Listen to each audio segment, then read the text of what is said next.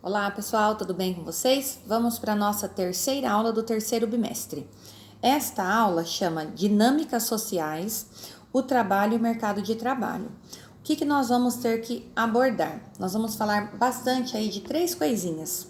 Nós vamos falar da mudança no mercado de trabalho, como que isso vem ocorrendo, né? A mudança dos setores da economia, a participação das mulheres no mercado de trabalho e falar um pouquinho brevemente aí sobre a reforma da Previdência. O que é isso que a gente tem ouvido falar bastante aí nos jornais. Então, assim, para a gente começar a falar de o trabalho, o mercado de trabalho, eu tenho que fazer uma pergunta para vocês. O que vocês entendem por PEA? População economicamente ativa. Nós temos que saber conhecer esse índice, ok? Para a gente lidar aí com este capítulo 3, com este tema 3. PEA, população economicamente ativa. A PEA, ela é formada pelas pessoas que estão trabalhando ou em busca de trabalho. Às vezes eu estou desempregada, ou seja, tenho 30 anos em idade, né, produtiva, tenho 30 anos e estou desempregada.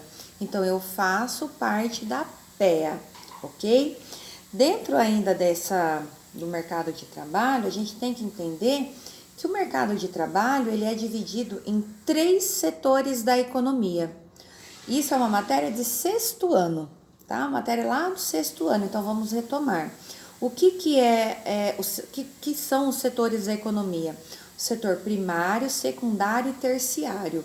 O que é isso? O setor primário é relacionado à agricultura e ao extrativismo, ok? Ou seja, em sua maioria aí, zona rural.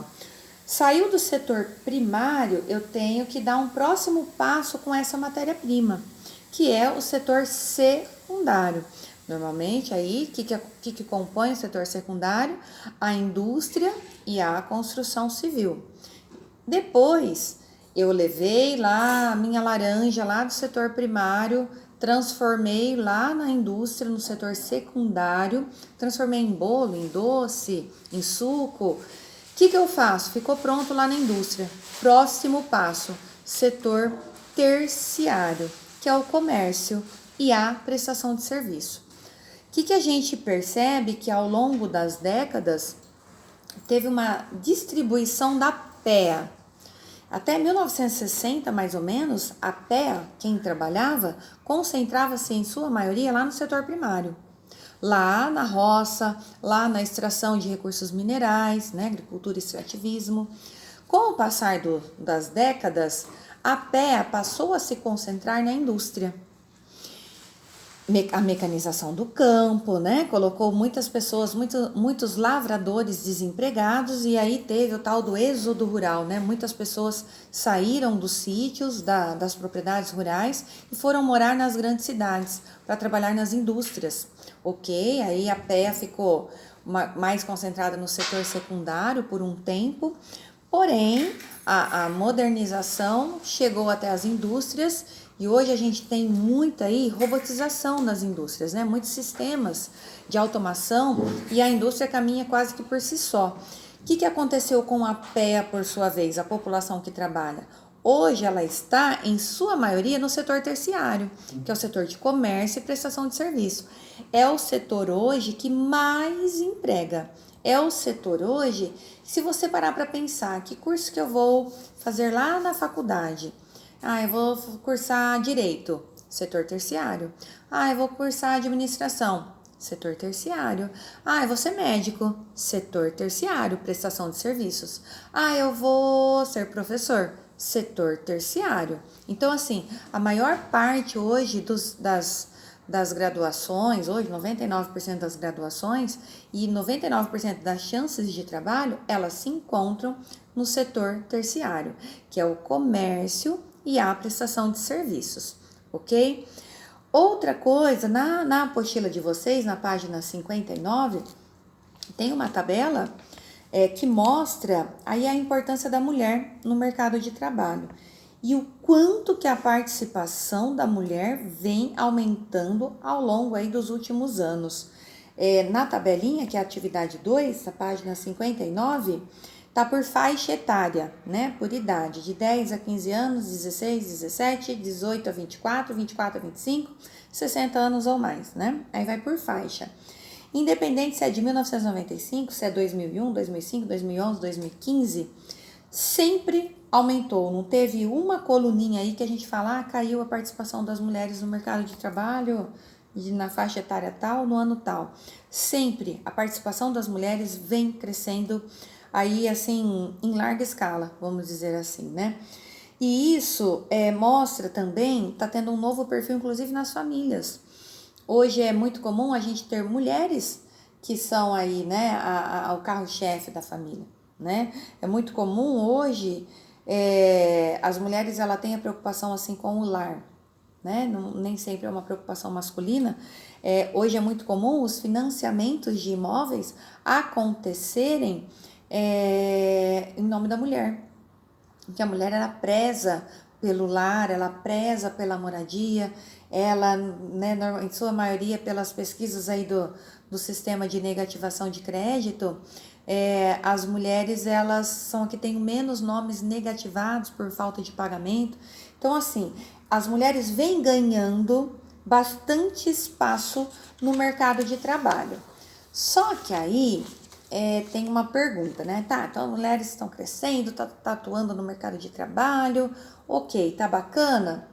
O salário ainda é muito diferente com relação aos homens. A gente vê aí que as mulheres elas trabalham muito mais do que os homens. Ah, mas por quê? Se legalmente, né, 44 horas semanais não pode ultrapassar isso no Brasil. As mulheres têm a tal da dupla jornada. A gente confunde muito, por exemplo, o trabalho doméstico, trabalho em casa. Eu chego, vou fazer janta, vou lavar roupa, vou estender uma roupa, vou limpar a casa. Isso não conta como trabalho? Por que isso não conta? Só porque não é remunerado? Então, assim, as mulheres, elas têm, em sua maioria, uma dupla jornada de trabalho. Elas trabalham a mais que os homens por exercer ali, lá no seu trabalho formal, que eu já falo disso, e trabalhar em casa, né? Então, isso não deixa de ser aí uma forma de trabalho, por mais que estejam trabalhando em casa, nos seus lares, sem a devida remuneração. Mas, independente, né, da gente ter aí esse reconhecimento, a gente trabalha mais e, em sua maioria, os salários ainda são menores, né? Então, ainda não existe aí uma democracia de gêneros, né? Lembra que a gente já falou que eu até não gosto do termo democracia racial, uma vez que não é para se usar mais o termo raça para seres humanos? Eu também não acho muito que não existe, não chegamos ainda na democracia de gêneros, não que homem e mulher, certo? Nós não temos a democracia étnica, que eu não gosto do racial, né?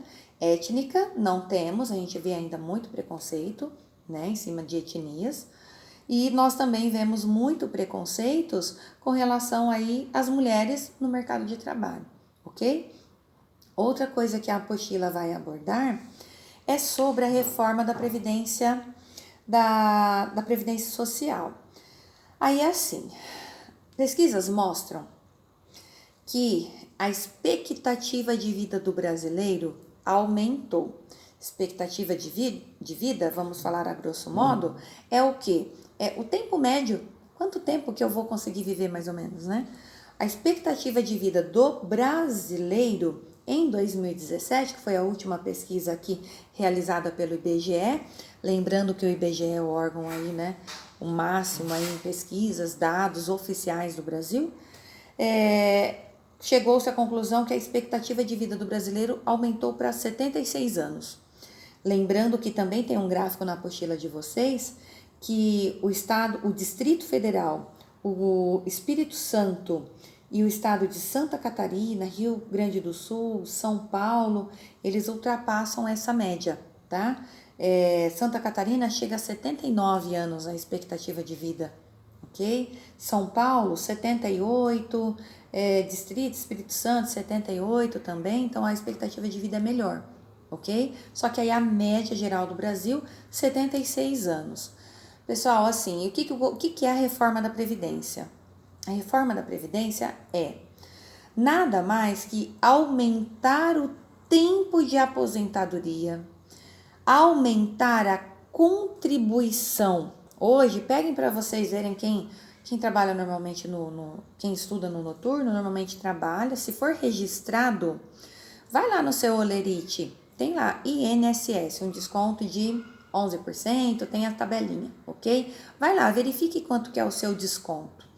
E aí vai estar lá, INSS, Instituto Nacional de Seguro Social. O que é isso? Enquanto nós estamos em idade ativa, né, nós somos a PEA, eu estou descontando do meu pagamento para contribuir com as pessoas aposentadas. Vai chegar uma hora que eu vou me aposentar e vai descontar do seu pagamento uma taxa para me sustentar com relação a quando eu estiver aposentada. O que é a reforma da Previdência? Hoje, a reforma da Previdência, os homens se aposentam com em torno de 65 anos, as mulheres 60 e um desconto médio, vamos dizer assim, médio de 11% do seu pagamento. Isso varia de acordo com o valor da faixa salarial, ok? O que é a reforma? Se eu estou vivendo mais, qual que é a lógica da reforma? Eu estou vivendo mais. Por que eu vivo mais? Porque o meu país está com uma qualidade de vida melhor. Lembra no capítulo anterior? Vacinas, eu estou me alimentando mais, tem melhores recursos hoje nos hospitais, então eu estou vivendo mais. Se eu estou vivendo mais, a lógica do governo é: eu tenho que trabalhar mais para eu conseguir fazer uma poupancinha ali de previdência para quando eu me aposentar, eu ter como o governo me pagar. Então, a reforma da Previdência é em cima dessa lógica. Aumentou a expectativa de vida, vai ter que mexer no tempo e no valor da contribuição da aposentadoria. Isto é reforma da Previdência, ok? Aí, assim, a gente é bem difícil achar esses dados, porque o governo fala que tem um déficit na Previdência. O que é esse déficit?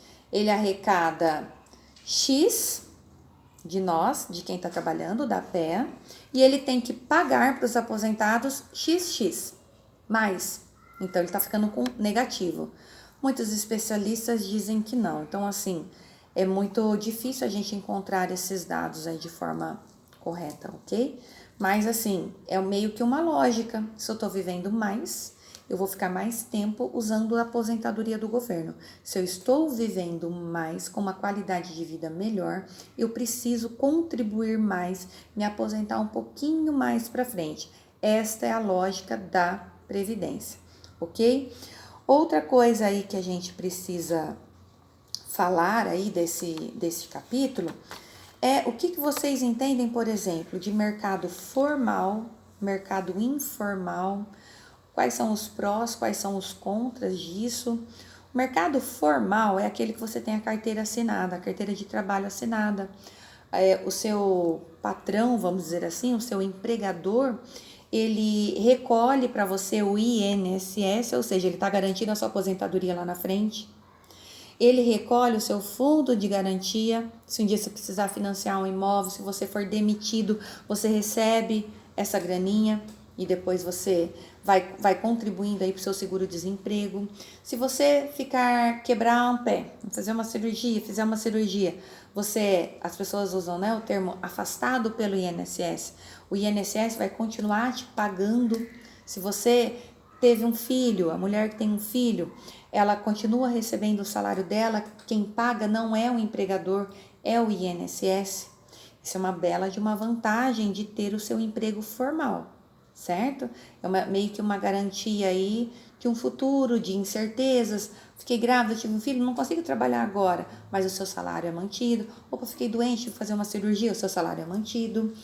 E só que em contrapartida você tem regras a cumprir, você tem um horário a cumprir, você tem uma meta estabelecida ali do seu dia. Então também você tem, eu quero tirar férias em janeiro. Não pode, a empresa pode te negar. Ela tem que te dar férias de janeiro a dezembro, né? Aí, não, vai facilitar a minha vida em janeiro. Opa, a empresa só posso te dar férias em março. E ela não está agindo fora da lei. Então tem todos, né, também aí as regras a serem seguidas. O emprego informal é aquele que você recolhe o seu próprio INSS, muitas vezes as pessoas não recolhem, né? Elas vão trabalhando por conta. Elas trabalham por conta, se trabalhou, ganha, se não trabalhou, não ganha. Só que aí ela não tem horário, ela faz o horário dela, ela marca suas férias quando ela quiser, só que ela não tem 13º, ela não tem 1/3 das férias, então, e também não tem a garantia da aposentadoria lá na frente, né? Então, assim, tudo tem os seus prós e contras, mas vocês precisam entender aí a diferença de um trabalho formal e a diferença de um trabalho informal. E lembrar aí que o trabalho doméstico das mulheres, voltando aí a falar das mulheres, por mais que ele não seja legalizado, né, a mãe, a dona de casa, ela não tem 2 registros ali na carteira da empresa que ela trabalha e da casa dela, né? Mas não deixa de ser aí uma dupla jornada. E isso vem sendo ressaltado muito hoje, né, diante das mulheres no mercado de trabalho, e porém não tem a sua devida valorização. E é isso que o capítulo trata. Então, assim, o que é a PEA? Qual a diferença dos setores da economia, como que vem mudando isso, né? População economicamente ativa, diferença dos setores primário, secundário e terciário. Hoje, a PEA se concentra, em sua maior parte, no setor terciário. As mulheres no mercado de trabalho, que elas vêm ganhando cada vez mais força, porém, contudo, todavia, ainda tem uma, né, não há uma democracia de gênero, ainda há uma diferença salarial e muitas vezes as mulheres aí na sua dupla, tripla jornada, porque se ela trabalha, ela cuida da casa e ela estuda, né? Então ela já tem uma tripla jornada de trabalho. E também aí analisar a situação aí também dos trabalhadores brasileiros com relação às propostas políticas em si, falando da reforma previdenciária. Se eu estou vivendo mais, o governo deduz que ele vai ter que me pagar por um tempo maior. Para e pensa, ó, se eu me aposento com 60 e se eu vou morrer aí com 76, 78. Então, dos 60 aos 78, eu vou ficar aí aposentada, recebendo do governo por 18 anos, certo? Então, assim, se daqui uns tempos, a expectativa de vida é 85, opa, de 65 para 85, eu vou depender do governo por 25 anos. Então, assim, o que o governo entende? Quanto maior a expectativa de vida, ele tem que mexer no tempo de trabalho e no valor da contribuição. Isto é reforma da Previdência, porque é a Previdência que vai nos sustentar através da aposentadoria, depois quando a gente atingir o teto aí de idade produtiva, vamos dizer assim, né? Que hoje aí gira em torno aí dos 65 anos. Terminando o vídeo, eu posto no Drive, posto no Classroom, posto no blog e no canal do YouTube. Logo abaixo no blog, eu indico aí os slides, mais abaixo dos slides, as questões avaliativas deste tema, certo? Lembrando que são 4 temas no bimestre, 2,5, 2,5, 2,5, 2,5, para no final do terceiro você computar 10 pontos. Ok? Então, assim, não deixem de responder. Eu vou colocar o prazo aí para vocês responderem essa atividade por volta do dia 30, todas na verdade, tá? Tema 1, 2, 3 e 4, todas vão vencer, eu vou fechar ali dia 30/9, ok? Qualquer dúvida, estou à disposição de vocês, tá bom? Beijão, até a próxima aula.